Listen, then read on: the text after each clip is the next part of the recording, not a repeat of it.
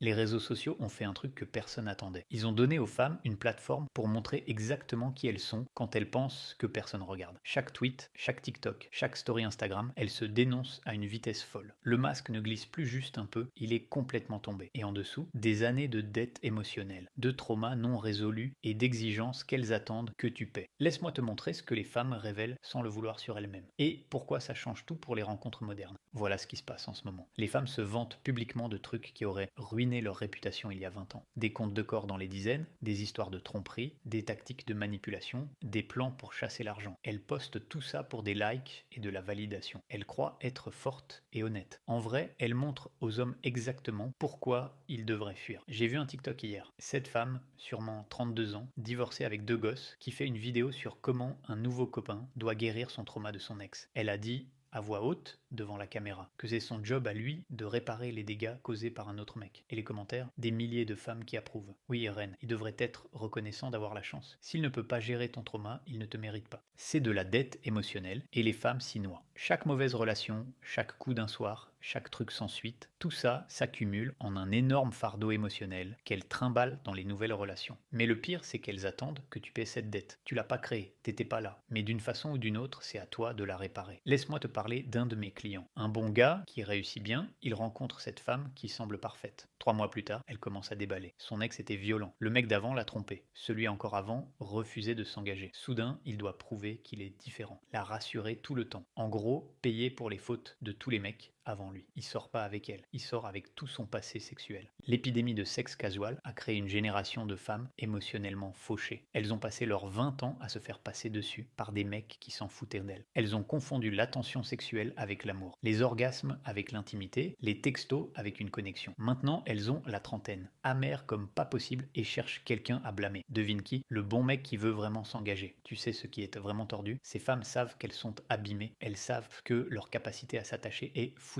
Elles savent qu'elles portent un énorme bagage. Mais au lieu de bosser sur elles-mêmes, elles ont reformulé ça en tu dois m'accepter comme je suis. Non chérie, personne n'a accepté tes conneries. Ton trauma, c'est ta responsabilité, pas celle de ton prochain copain. L'exigence est dingue. Ces femmes croient vraiment qu'après avoir passé 10 ans à donner leurs meilleures années à des mecs qui s'engageaient pas, elles méritent un mari parfait qui guérira toutes leurs blessures. Elles pensent qu'un mec devrait arriver, ignorer leur passé, réparer leurs problèmes, élever leurs gosses et être reconnaissant pour l'occasion. La folie est impressionnante, les réseaux sociaux ont empiré les choses. Maintenant, elles ont des bulles où on leur dit que leur dette émotionnelle est en fait de l'expérience et de la croissance, que leur amertume ce sont des limites, que leur incapacité à faire confiance c'est de la prudence. Elles ont créé tout un langage pour éviter d'assumer. C'est pas des dommages, c'est un parcours, c'est pas un bagage, c'est une histoire. Voilà ce qu'elles te disent pas. Chaque relation casual laisse une cicatrice. Chaque fois qu'elles ont donné leur corps à quelqu'un qui les valorisait pas, ça a enlevé un morceau de leur âme. Quand elles sont prêtes à se poser, elles sont vides. Elles ont plus rien à donner. Elles sont émotionnellement à sec, elles tournent sur les réserves et essaient de construire un truc vrai avec des sentiments faux. Le marché sexuel leur a appris à utiliser leur corps comme monnaie. Dans leurs 20 ans, cette monnaie avait de la valeur. Elles pouvaient avoir de l'attention, de la validation, même un engagement temporaire de mecs de qualité. Mais elles l'ont tout dépensé sur des mecs qui sont pas restés. Maintenant, elles ont 35 ans, la monnaie est dévaluée et elles sont furieuses que leur score de crédit sexuel soit pourri. Je vois ce pattern tout le temps. Une femme fait le tour des manèges pendant 15 ans, accumule une dette émotionnelle énorme, puis rencontre un mec sympa et attend de lui qu'il refinance toute son histoire émotionnelle. Elle veut qu'il paie un prix premium pour ce qu'elle a donné gratos. Elle veut un engagement de banquier d'investissement pour un comportement d'OnlyFans. Les maths collent pas, mais elles sont trop exigeantes pour le voir. Les tactiques de manipulation sont incroyables. Elles déversent leur traumato pour tester si tu seras leur nettoyeur émotionnel. Elles créent des problèmes qui n'existent pas pour voir si tu les résoudras. Elles poussent les limites pour voir si tu tiendras bon. Et si tu joues pas le jeu, si tu acceptes pas leur dette émotionnelle, t'es émotionnellement indisponible et tu peux pas gérer une vraie femme. Vraie femme? Non, t'es une collection de problèmes non résolus dans une robe. Une vraie femme gérerait sa propre dette émotionnelle avant d'entrer dans une nouvelle relation. Une vraie femme attendrait pas qu'un mec paie pour des dégâts qu'il a pas causés. Une vraie femme assumerait ses choix au lieu de demander à quelqu'un d'autre de réparer les conséquences. Les dynamiques d'abus sont folles. Ces femmes punissent littéralement leur copain actuel pour des trucs que leur ex a fait. Il répond pas tout de suite au texto. Déclenché parce que son ex l'ignorait. Il sort avec des potes. Déclenché parce que son ex l'a trompé. Il pose des limites. Déclenché parce que son ex était contrôlant. Le mec peut pas gagner parce qu'il rivalise pas avec elle. Il rivalise avec le fantôme des bites passées et Dieu t'en garde si tu parles de leur passé. Demande leur compte de corps. T'es insécure. Questionne pourquoi tous leurs ex étaient narcissiques. T'es en train train de blâmer la victime. Pointe des patterns dans leur histoire de relation, t'es jugeant. Elles veulent que tu ignores leur passé tout en payant pour lui. C'est une taxation émotionnelle sans représentation.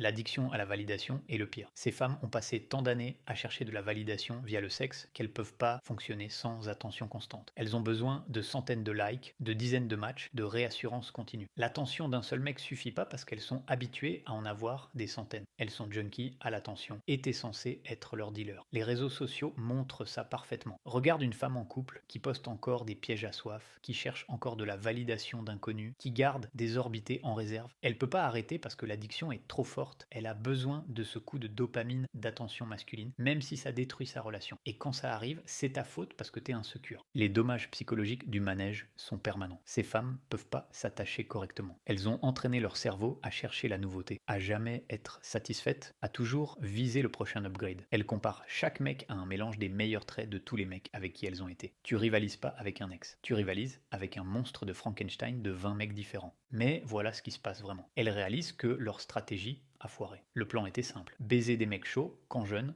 bloquer un pourvoyeur quand plus âgé, mais les mecs chauds les ont pompés et largués et les pourvoyeurs se réveillent au jeu. Maintenant, elles sont coincées entre les mecs qu'elles veulent, qui s'engagent pas, et les mecs qui s'engageraient, qu'elles veulent pas. L'amertume que ça crée est toxique. Elles sont furieuses contre les mecs chauds pour pas s'engager, furieuses contre les mecs moyens pour pas être chauds, furieuses contre elles-mêmes pour leur choix mais incapables de l'admettre. Du coup, elles projettent toute cette colère sur le mec assez con pour sortir avec elle. Il devient le punching ball pour une décennie de mauvaises décisions. Les apps de dating modernes ont empiré ça. Les femmes peuvent maintenant accumuler de la dette émotionnelle à des taux inédits.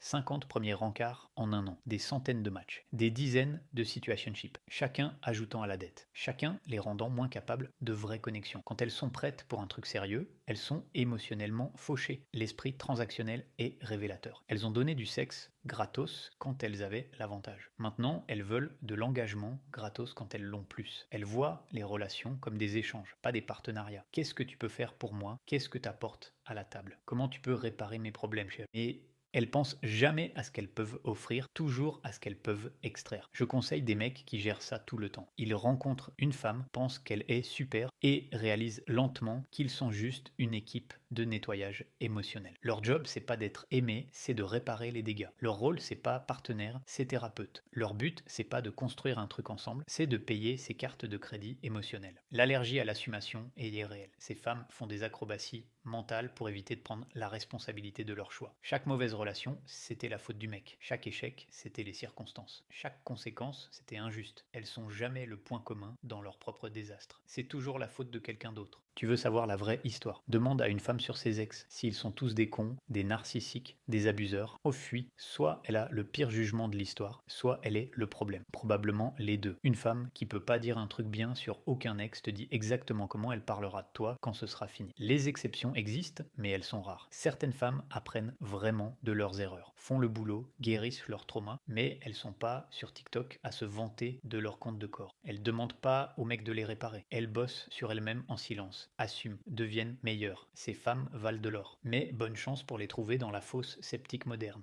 Le conseil pour les mecs est simple mais dur. Sors pas avec de la dette émotionnelle, paye pas pour des dégâts que t'as pas causés. Sois pas le centre de réhab de quelqu'un. Si elle gère pas son propre trauma, elle gère pas une relation. Si elle attend que tu la répares, elle est pas prête pour toi. Si son passé est ton problème, fais-en son passé en partant. Les femmes se dénoncent à des taux inédits. Elles postent littéralement leur drapeau rouge comme contenu. Je suis folle mais fun. Si tu peux pas me gérer à mon pire, j'ai besoin d'un mec qui peut gérer mon trauma. Elles t'avertissent, crois-les. Quand quelqu'un te dit qu'il est de la marchandise abîmée, essaie pas de la réparer. Pars juste. L'arnaque du voyage de guérison est partout. Ces femmes parlent de faire le boulot tout en faisant rien d'autre que poster des citations sur Instagram. Elles croient que thérapie une fois par mois, en continuant des comportements toxiques, c'est de la croissance. Elles confondent parler des problèmes avec les résoudre. Elles guérissent pas, elles deviennent juste plus douées pour décrire leurs dégâts. Le futur est sombre pour ces femmes. Elles vieillissent hors du marché sexuel avec une dette émotionnelle énorme que personne veut payer. Elles sont amères, abîmées, incapables de s'attacher et exigent un traitement premium pour de la marchandise bas de gamme. Le mur s'en fout de leur trauma. Le temps s'en fout de leur voyage de guérison. La biologie s'en fout de leurs limites. Les mecs se réveillent à ça en masse. Le mouvement Red Pill, malgré ses défauts, a appris aux mecs à reconnaître la dette émotionnelle, à voir les signes, à éviter le piège. Chaque mec qui apprend sur les comptes de corps les veuves alpha et les dégâts émotionnels est un mec de moins prêt à payer pour les erreurs de quelqu'un d'autre. L'équipe de nettoyage fait grève. La projection est incroyable. Ces femmes accusent les mecs d'être émotionnellement indisponibles tout en étant des vampires émotionnels. Elles disent que les mecs ont peur de l'engagement tout en étant incapables de s'engager elles-mêmes. Elles disent que les mecs sont abîmés tout en portant plus de bagages qu'un aéroport. C'est toujours de la projection, toujours de la déviation, jamais de la réflexion. Les réseaux sociaux leur ont donné la corde pour se pendre. Chaque post sur leurs standards, leurs exigences, leurs traumas, leurs voyages. C'est tout des preuves. Les mecs peuvent voir exactement dans quoi ils s'embarquent. Plus de cachette derrière le mystère féminin. Plus de faire semblant d'être ce qu'elles sont pas. La vérité est là, dans leurs propres mots. Les doubles standards sont dingues. Un mec avec du bagage émotionnel doit le gérer seul. Une femme avec du bagage émotionnel a besoin d'un mec pour le gérer pour elle. Le passé d'un mec compte. Le passé d'une femme, c'est juste le passé. Un mec devrait apporter de la valeur. La présence d'une femme est la valeur. Elles veulent les bénéfices traditionnels avec la liberté moderne. Et elles sont choquées quand les mecs refusent de jouer. Tu sais ce qui se passe vraiment. Les femmes réalisent que les actions ont des conséquences, que passer 10 ans sur le manège laisse des marques, que traiter les relations comme transactionnelles les rend transactionnelles, que la dette émotionnelle accumule des intérêts. Et maintenant, la facture arrive, mais personne ne veut la payer. Les intelligentes paniquent. Elles voient le mur approcher, sentent leurs options rétrécir, sentent leur pouvoir s'effacer. Les connes doublent la mise, montent leurs standards, augmentent leurs exigences. Les deux finissent au même endroit, seuls avec leur chat, à se demander où sont passés tous les bons mecs. Les bons mecs sont avec des femmes qui n'ont pas accumulé de dettes émotionnelles. C'est la vraie nature féminine qu'elles peuvent plus cacher. Elles veulent les bénéfices des deux stratégies. Le fun du manège et la sécurité de l'engagement, l'excitation des bad boys et la stabilité des bons mecs, la liberté du féminisme et la provision du traditionnalisme. Elles veulent tout,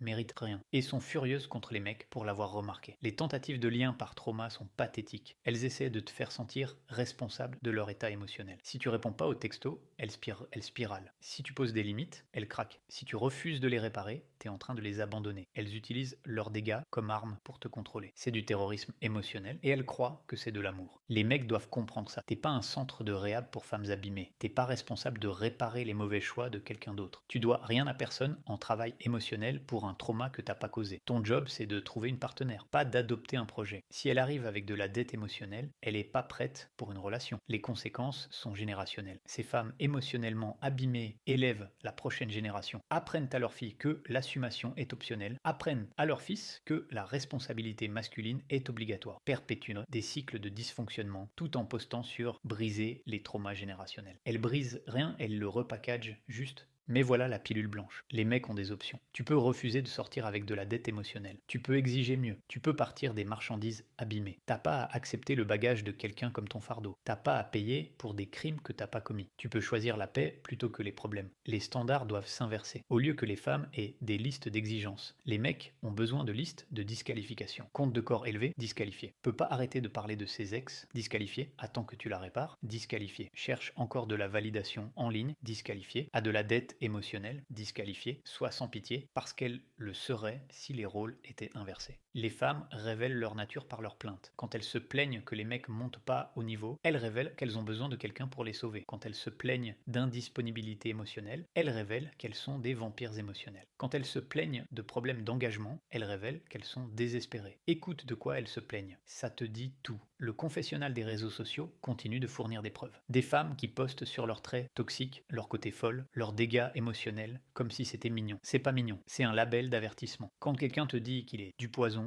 bois pas. Quand quelqu'un te montre qu'il est abîmé, essaie pas de le réparer. Quand quelqu'un révèle sa nature, crois-le. Voilà ce que personne dit. Les attentes mal alignées entre ce que les femmes croient de mériter et ce qu'elles offrent vraiment. Elles ont passé leurs 20 ans à donner leurs meilleures années physiques à des mecs qui s'engageaient pas, accumulant des dégâts émotionnels avec chaque situationship ratée. Maintenant dans la trentaine, avec une fertilité diminuée, un bagage augmenté et des cœurs endurcis, elles attendent un mec encore mieux que ceux qui les ont rejetés. La dissonance cognitive est dingue. La destruction d'estime de soi par la recherche de validation est profonde. Ces femmes ont construit toute leur identité sur l'attention masculine. Les likes Instagram étaient leur monnaie. Les DM étaient leur validation. Les comptes de corps étaient leur tableau de score. Mais la validation externe est une drogue qui demande des doses plus hautes avec le temps. Maintenant, elles ont besoin de réassurance constante, juste pour se sentir normales. Elles cherchent pas des partenaires. Elles cherchent des distributeurs permanents de validation. Les dynamiques potentiellement abusives que ça crée sont terrifiantes. Les femmes avec une dette émotionnelle non résolue apportent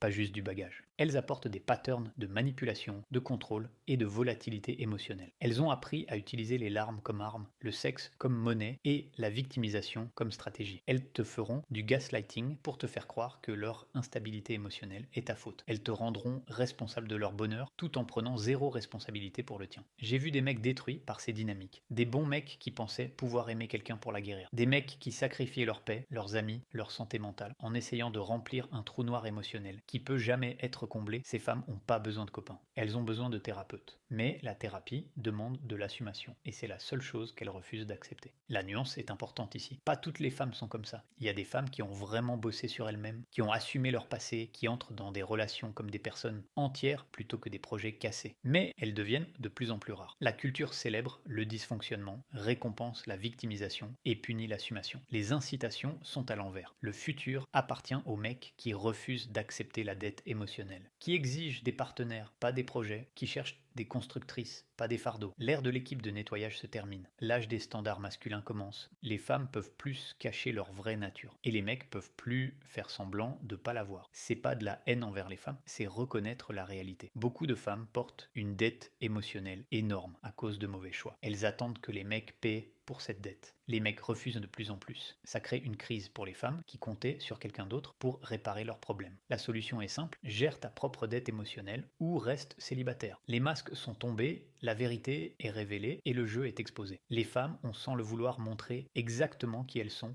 et ce qu'elles attendent. Elles ont révélé leur dette émotionnelle, leur exigence, leur incapacité à assumer. Elles peuvent plus cacher leur vraie nature parce qu'elles la diffusent tous les jours pour des likes et de la validation. Alors, qu'est-ce que tu fais avec cette info? D'abord, reconnais la dette émotionnelle quand tu la vois. 2. Refuse de payer pour des dégâts que t'as pas causés. 3. Exige de l'assumation et de la responsabilité de n'importe quel partenaire potentiel. 4. Pars de n'importe qui attend que tu la répares. Ta vie est trop courte pour la passer à payer les cartes de crédit émotionnel de quelqu'un d'autre. Le mur reste invaincu. Le temps continue de tourner, la biologie s'en fout des sentiments et les mecs se réveillent. Les femmes peuvent plus cacher leur vraie nature et c'est la meilleure chose qui pouvait arriver. Parce que maintenant, on peut voir exactement avec quoi on deal et prendre des décisions informées. La connaissance, c'est le pouvoir et elles nous ont donné toute la connaissance qu'on a besoin. Aux mecs qui lisent ça, tu mérites mieux que la dette émotionnelle de quelqu'un. Tu mérites une partenaire qui a géré ses propres problèmes. Tu mérites quelqu'un qui ajoute de la valeur, pas des problèmes. Te contente pas de marchandises abîmées juste parce qu'elle est disponible. Attends la qualité ou profite de la solitude. Les deux sont mieux que payer pour les erreurs de quelqu'un d'autre. Aux femmes qui lisent ça et qui se sentent attaquées à ta colère, prouve le point. Si ça t'appliquait pas, tu serais pas fâché. Le fait que t'es énervé veut dire que tu te reconnais dans ces mots. Au lieu de t'énerver contre les mecs pour l'avoir remarqué, peut-être gère ta dette émotionnelle. Peut-être assume, peut-être deviens quelqu'un qui vaut la peine de s'engager.